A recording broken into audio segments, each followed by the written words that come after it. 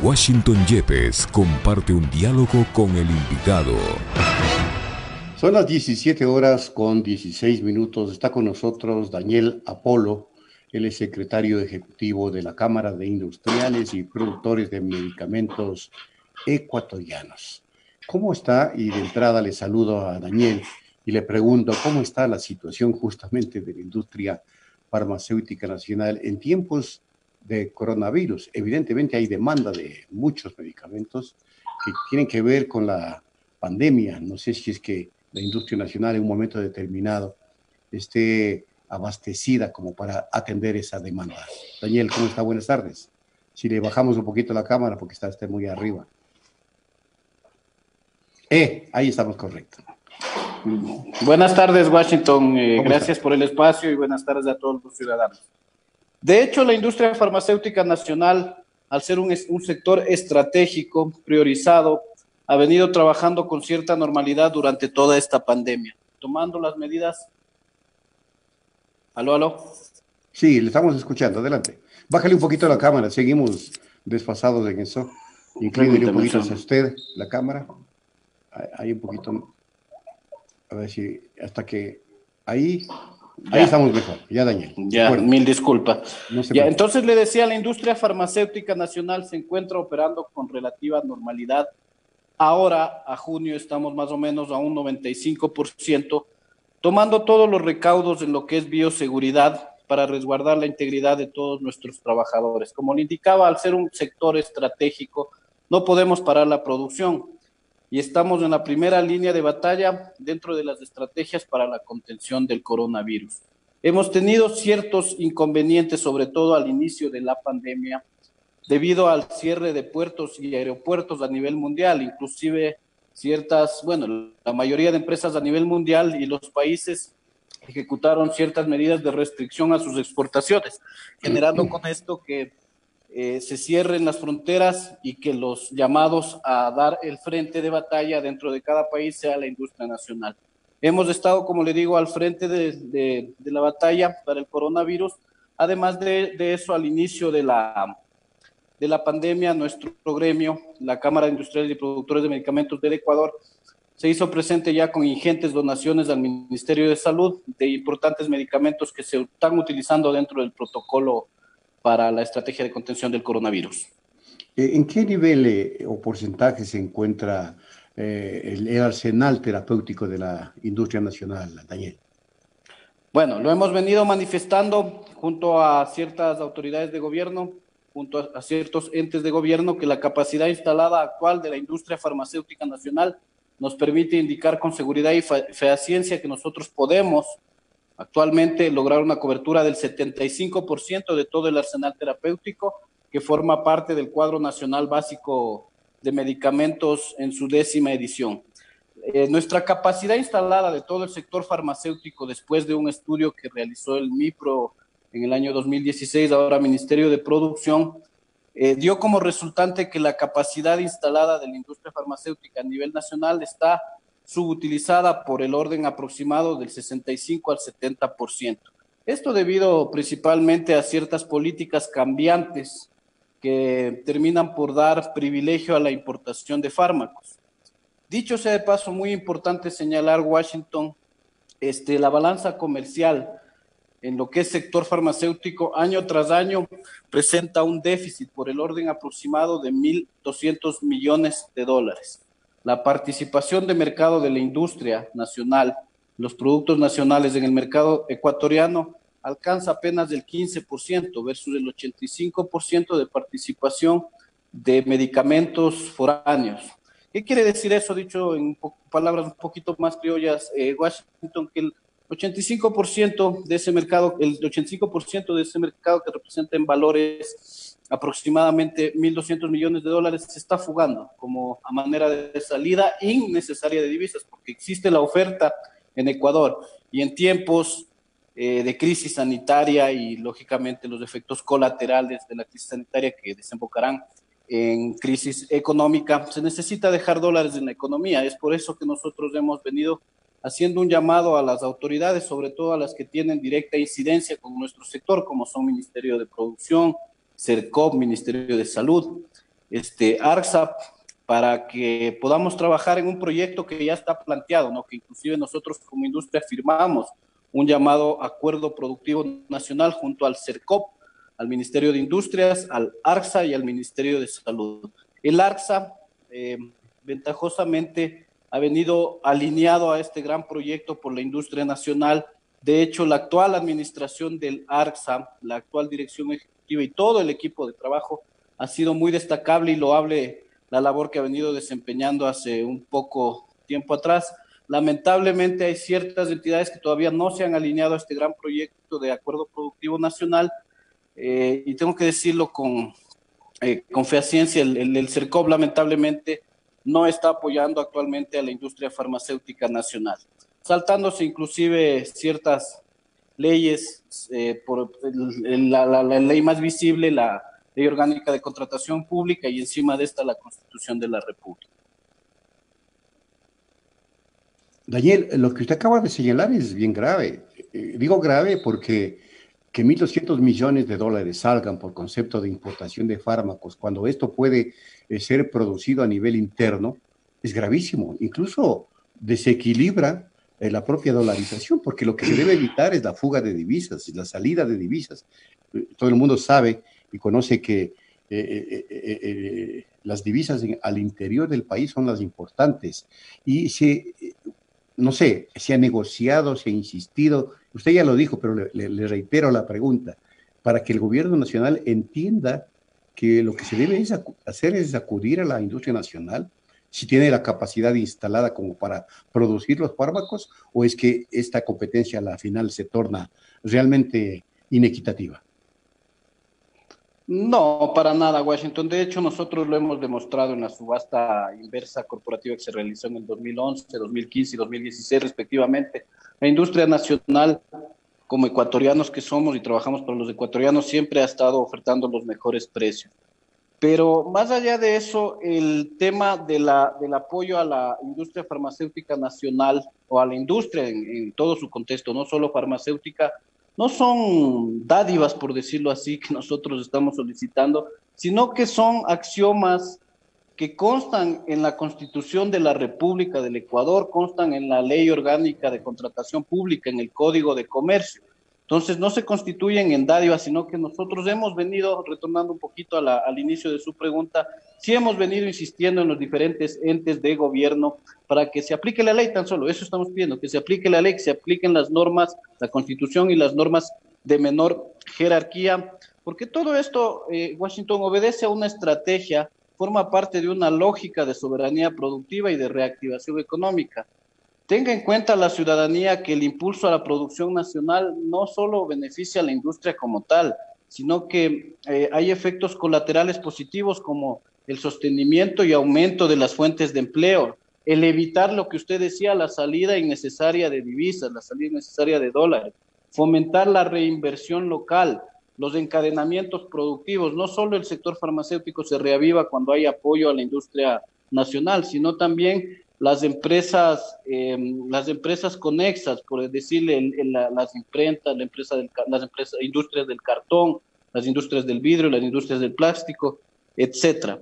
Entonces nosotros tan solo venimos pidiendo que se cumpla con la ley como parte de una estrategia en tiempos de austeridad económica, en tiempos de crisis, de autosostenibilidad sistémica en cuanto a salud, porque tenemos nosotros la capacidad industrial, tenemos nuestros parques industriales aptos para poder fomentar producción nacional y oferta al mercado nacional. Necesitamos tan solo que se cumpla con la ley. Correcto. Algo que me parece importante puntualizar, Daniel. Usted sabe que en estos días, por los escándalos de corrupción, se pudo observar que ferreterías, que cevicherías, que gente dedicada a cualquier otra actividad, bufet de abogados, importen medicinas, cuando hay una industria nacional que está en capacidad de proveer al Estado en la crisis del coronavirus de esos medicamentos. ¿Qué se debía hacer para controlar eso? O no sé si es posible controlarlo, porque evidentemente ahí se desatan los actos de corrupción. Aquí existe una conexión muy importante en lo que es las normas regulatorias, tanto a nivel sanitario como a nivel de contratación pública. Si se aplican las normas cual reza en las leyes aludidas, es fácil controlar. ¿Por qué se da este tema de que cevicherías, de bufete de abogados estén participando en contratación pública? Porque no existe un estricto control bajo los mecanismos de contratación pública. Por ponerle un ejemplo de lo más popular que se está suscitando en compras de medicamentos. Las instituciones de salud, de la red pública de salud, IES, ISPA, ISPOL, Ministerio de Salud, sacan al portal de compras públicas compras en parrillas. ¿Qué quiere decir esto? Que ponen 15 productos. De los 15 productos, 13 son medicamentos y 2 son insumos.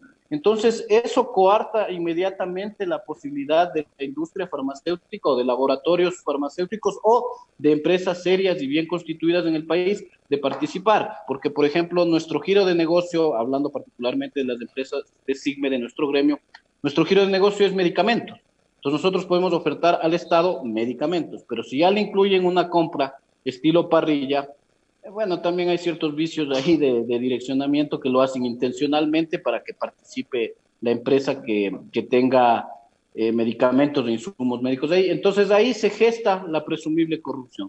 Ese es uno de los factores principales y que está ocurriendo y que da la puerta abierta para que todo tipo de empresas, también oíamos a nivel de medios de comunicación que personas que tienen hasta sastrería están participando. Entonces, es justamente el no emplear las normas de contratación pública lo que deja la puerta abierta para que se puedan gestar este tipo de actos que recaen más adelante en compromisos con funcionarios internos, inclusive a veces de las instituciones públicas. Nosotros hemos hecho un llamado en innumerables reuniones al CERCOP, que es el ente rector de la contratación pública, según reza en la norma constitucional y de contratación pública, para que se exija que no se compren parrillas, sino que se compre por medicamentos. Así podemos participar la industria nacional. Si no existe industria nacional, pueden participar otros laboratorios, pero lamentablemente las respuestas que hemos recibido del CERCOP han sido demasiado tibias y nos han indicado que no se puede hacer nada, que eso es responsabilidad de la entidad que ejecuta la compra. Ahora, ustedes están planteando que se impulse, como debe ser lógico, ¿no?, la industria nacional, porque esto es parte de una lógica de soberanía productiva. Así lo puntualizan. ¿Esto avanza? ¿Es posible o solamente queda en retórica? Mire, han hecho también mediático, el tema de la subasta inversa corporativa de medicamentos para la nueva compra que se va a ejecutar. Y es lamentable decirlo, pero muchos entes de gobierno se lanzan flores, por así decirlo, indicando que se debe comprar a lo nacional.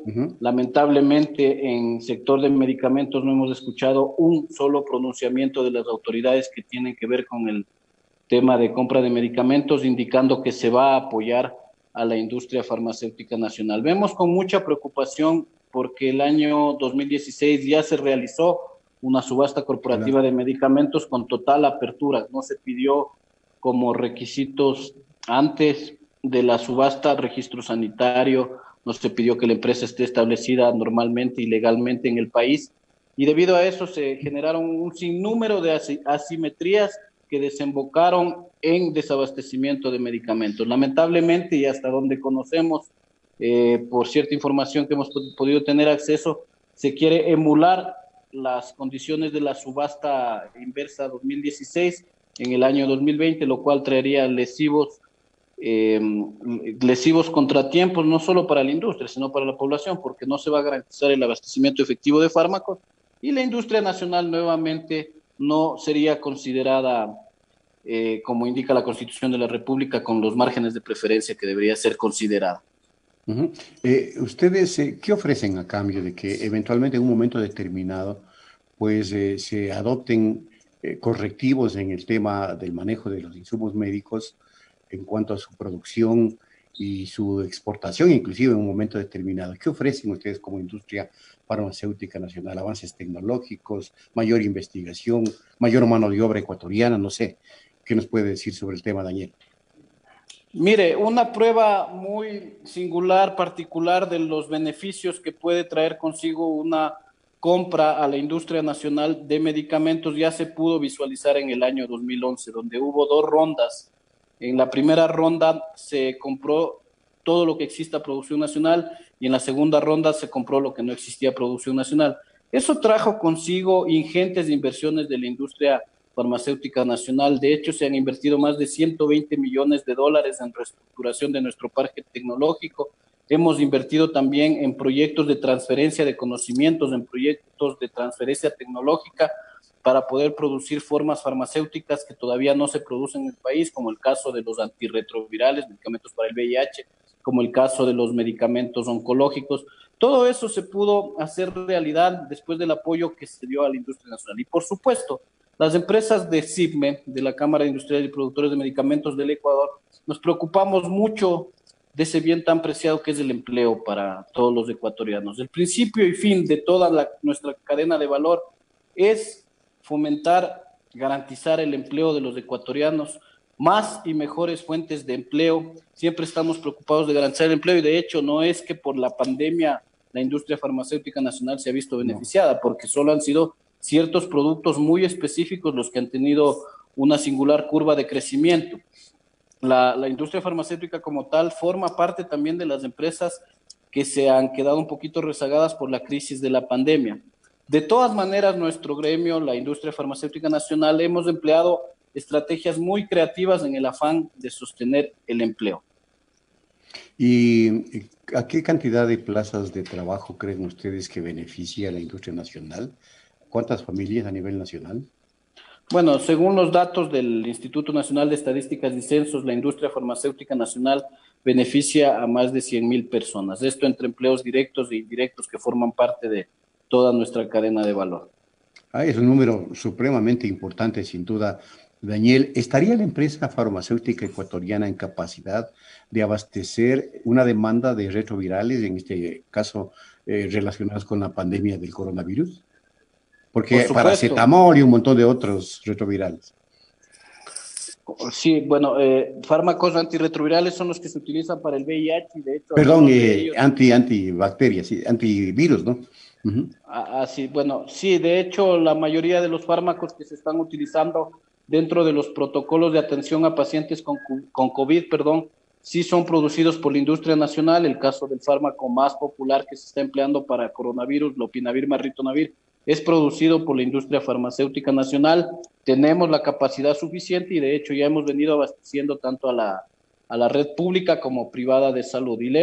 Pero ahí la importancia, mi estimado Washington, de fortalecer la industria nacional. ¿Qué hubiésemos hecho si no existía una industria nacional relativamente fuerte como la que tenemos ahora en tiempos de pandemia, cuando todos los países cerraron sus puertas, los importadores no pudieron traer producto de India, China, Colombia, estuvo solo la industria farmacéutica nacional al pie del cañón de batalla ofreciendo este tipo de fármacos, ¿no? Nos dedicamos, lo que pasó al inicio de la pandemia, nosotros nos dedicamos a producir, cerramos todas las líneas de producción que no tengan que ver con COVID y nos dedicamos con toda nuestra fuerza laboral a producir medicamentos relacionados con el COVID. Correcto, esa es una muy buena noticia también. De su experiencia y por información científica, ¿cuáles son los fármacos que más se están utilizando para atender la epidemia de coronavirus, Daniel? Bueno, no podría hablarle de marcas, sin embargo, puedo hacer alusión A los contenidos. Sí, el estudio, de hecho, el estudio que está emprendiendo desde el 17 de abril, me parece que es la OMS dentro de la iniciativa Solidarity, que es el estudio Solidaridad de la OMS, contempla 4 fármacos: lopinavir más ritonavir, remdesivir, interferón alfa 2B y bueno, esta ya salió hace 2 semanas salió del listado, serían solo 3. Hidroxicloroquina, que estaba estudiando la OMS. Sin embargo, según he podido acceder a fuentes de información científicas, sé que salió del estudio de la OMS la hidroxicloroquina. Y el interferón, que ha sido utilizado exitosamente en Cuba y en otros países, en Europa inclusive, ¿tiene demanda o es que todavía no está tan difundido el tema?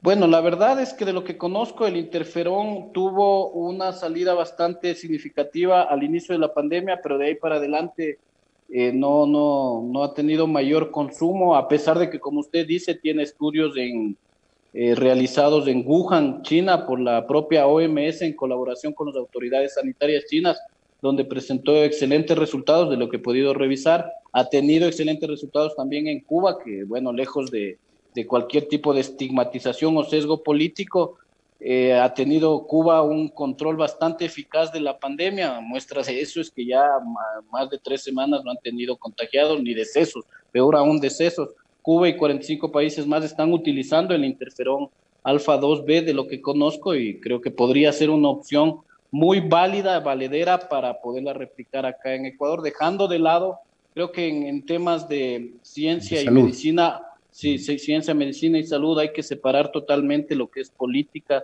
de salud, porque muchas veces se genera ese estigma que le mencionaba hace algún momento y eso va en desmedro de los intereses de los verdaderamente beneficiarios que deberían ser los pacientes. ¿Usted considera que en el tema salud debe privilegiarse la cuestión estatal, dejando de lado los sesgos políticos, tanto en el tratamiento de este tipo de epidemias como en cuanto a producción de fármacos? ¿Me podría contextualizar un poquito la pregunta? Sí, Porque es no. decir, yo planteo cuál es su pensamiento respecto de que en caso de epidemias se debe privilegiar el trabajo del Estado, el fortalecimiento del Estado para atender al sector salud, así como la producción de fármacos en las industrias nacionales. Le Ya, planteaba si claro. están ustedes de acuerdo con eso.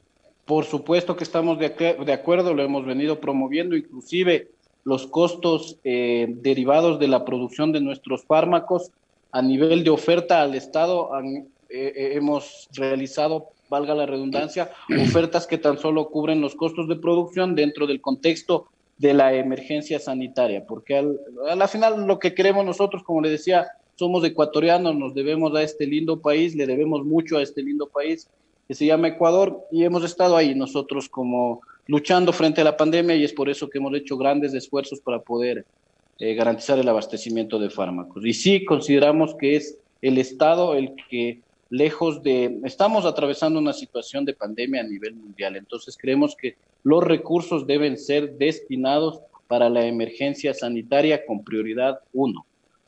Sin duda. ¿Qué pasa? ¿Qué información tienen ustedes respecto de la producción de una eventual vacuna? ¿Qué es acaso lo que están soñando y añorando todo el mundo, prácticamente todo el mundo? ¿Y estaría la industria nacional en capacidad de producir una vacuna internamente luego de conocer cuáles serían sus ingredientes, no sé, su composición, mejor dicho?